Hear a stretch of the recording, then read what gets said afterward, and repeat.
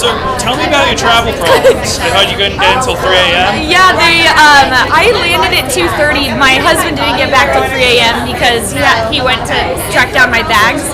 But we went to Tallahassee thinking it would make easier travel to get along the East Coast, but it's such a small airport that it ended up being a little bit of a challenge. So with the snowstorm, I was supposed to come in Wednesday, rebooked. I think I don't even know how many rebookings. 1, 2, 3, maybe 5 or 6 rebookings till I finally got here. And my bags were on a different flight than I was, but I stayed the course and I made it in, so I'm very happy. Is it like direct from Tallahassee? No, there's no nonstop. There's not even nonstop from Tallahassee to New York, so it was a connection. So then, whenever there's a connection with these little planes, it proves very challenging.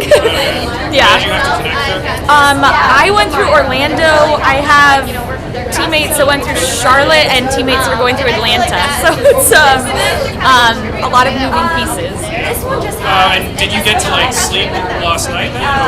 Yeah. I got in last night at 12:30. Made it back to the hotel about 1:30 probably, and then my husband, after dropping me at the hotel, went back to the airport to search out my bags because they were somehow they ended up on JetBlue even though I was on United. So he went and got the bags and then I sunk into the bed. You're here, and you're mentioning that you're interested in the American record again. I know it's something the last couple of years that was sort of on your mind. Yeah. I mean, do you think this is finally the year you're going to get it? How do you feel about your chances? I think I have the preparation for it. Training's been going really well, and it seems like a great race setup. I know from experience that it takes a lot of things to go right for that to happen. So, I'm hoping that the things that went wrong are behind me since this has been such a challenge to get here.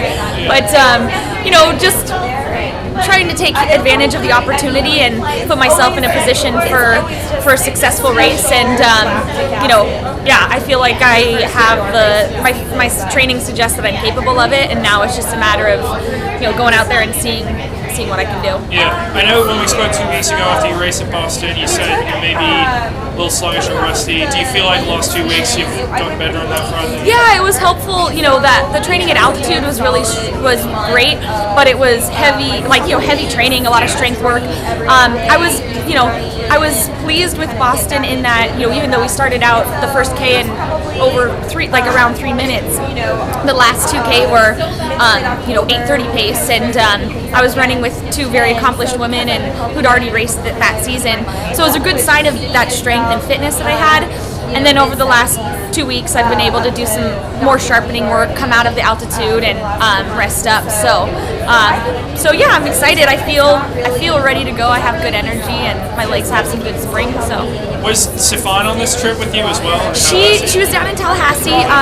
She, Alberto, and our massage therapist are traveling up today. We were all. I don't know what any of us were supposed to do originally, but that's what they're currently going to do to get up here. How has it been working out with her? We didn't work out. We've been on different schedules, but we lived in the same apartment down in Tallahassee. She's a lot of fun, hilarious. So it's been really fun so far. I think I'm excited to have a training partner that, like I had mentioned a couple weeks ago, someone who can push me in training, someone who I respect, and someone who, in the races, hopefully we can work together to get even more out of ourselves. And, the great thing is that both of us could come out of this race tomorrow with a record. We both want to win it, but we could both come out of it with a really great time. So, that's a fun thing. Do you anticipate getting on the same schedule as you move to Orlando? Yeah, definitely. I think when she came on the team, we had discussed that, or the coaches said we probably wouldn't really sync up until after the indoor season. I was in Mexico, she was in the Netherlands, and I'm doing U.S. champs. She doesn't obviously have that, so there's some differences there. But the plan was once indoors was over to really sync us up so we could work together. Did you see the news about Savannah today getting banned? Oh no, I didn't. No. So yeah, they basically said that they stripped her results from 2010 through 2013. Wow. That would mean that Montano gets medals. I think Martinez gets elevated. I know. I saw the ESPN article that you got a couple days ago. I was wondering. Yeah. I mean, what does that make you feel? I mean, I'm glad that the athletes who are cheating are getting caught, especially they're a highly accomplished athlete, to show that nobody that if you cheat you will hopefully be caught. So I hope that if there's athletes in my own event who were cheating that the same happens with them, and it gives me hope that justice will prevail. Yeah. I guess, did Rio sort of make you, because what you said in the article was fairly pointed, and I know you didn't name any names, but sort of get what you're saying. Was Rio sort of the tipping point for you that you needed to speak out about something like that? Well, I'd spoken out about it beforehand. I've always felt very strongly about anti-doping. From when I started as a professional, I came in not bright-eyed and bushy-tailed, having not even comprehending the level of corruption that some people would had achieved to try to get their results.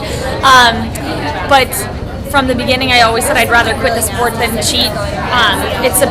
For me, it's about the legacy that I'm creating. It's about honoring my family, my city, my country, my team, and so it's something I feel like to me it's a moral decision to cheat or not to cheat, and I have no tolerance for it. So I've always spoken out against it. Yeah, I mean, was there a moment sort of in your career when you sort of realized, no one goes into the sport thinking the whole thing's corrupt and dirty. Was there a moment for you that sort of crystallized that, oh man, it's actually not something I think it was more of something that I sort of, it was a little bit here and a little bit there. I mean, my first year, my first Olympics, there were, I forget how many, 7, 8 Russians that were banned from competition for cheating, and that I was like, oh my gosh, okay, well, and then the next Olympics. 6 months afterwards, the Turkish athlete was starting to be under investigation, and then now the second Turkish athlete is under investigation, and Aragawi served a ban, and the Russians are under investigation. So it's just it's sort of been this. At first you see just the beginning layers, but then it just keeps piling up, and you're like, wow, okay, that mountain's hard not to see. So.